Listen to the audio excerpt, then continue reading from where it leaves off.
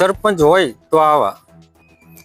આપ સૌ જાણો છો તેમ ગઈકાલે ગ્રામ પંચાયતની ચૂંટણીનું પરિણામ આવ્યું અને બીજા જ દિવસે ગામના પ્રશ્નોને લઈને કચેરી ખાતે પ્રશ્નોની રજૂઆત કરવા માટે પહોંચી ગયા. જી હા, નમસ્તે. થર્ડ આઈ એક્સપ્રેસમાં હું વનરાજ પરમાર આપનું સ્વાગત કરું છું. વાત કરવી છે ખંડેરા ગામની. ખંડેરા ગ્રામ પંચાયતની ચૂંટણીનું પરિણામ ગઈકાલે જ આવ્યું ને આજે ખંડેરા ગામના પાણીના પ્રશ્નોને લઈને પાણી પુરવઠાની કચેરી ખાતે સરપંચ અને સભ્ય બંને દોડી ગયા હતા.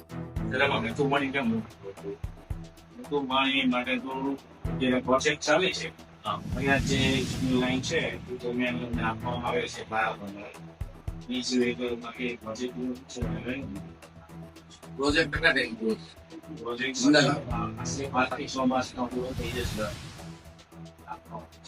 બીજા સંપ માટે અમારે એના માટે તમારે આઈધર ગ્રામ પંચાયતની ગાંઠ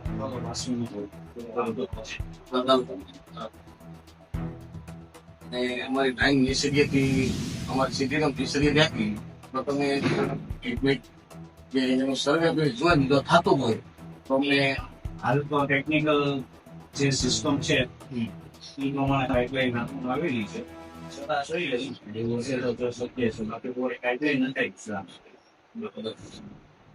એક વસ્તુ અધિકારી તરીકે નહીં, એક અમારા ગામમાં તમે નાગરિકો અને કદાચ તમને પરિસ્થિતિ એમ થાય કે આવું હોય એ રીતે થતું હોય તો અમને હેલ્પ કરશો. ચોક્કસ એના માટે તો અહીંયાથી પાણી જે પગલાં લેવામાં આવશે ચોક્કસ એવું તો મુલાકાત લેશે, ટેકનિકલ સ્ટાફ આવશે, ચકાસણી કરશે.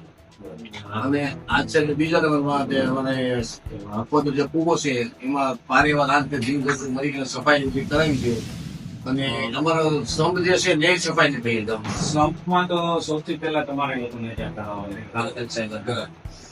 બાકી જે વાત ગુવાની એના માટે જે નેટ કે અંદરથી પહેલા તો અંદરથી સફાઈ કાઢવું પડવું કારણ કે અમુક અનેક ભોગ થાય છે ઝાડા ઉડતી બોલેગા સાંભળીના લોકો અમે સમસ્યા છે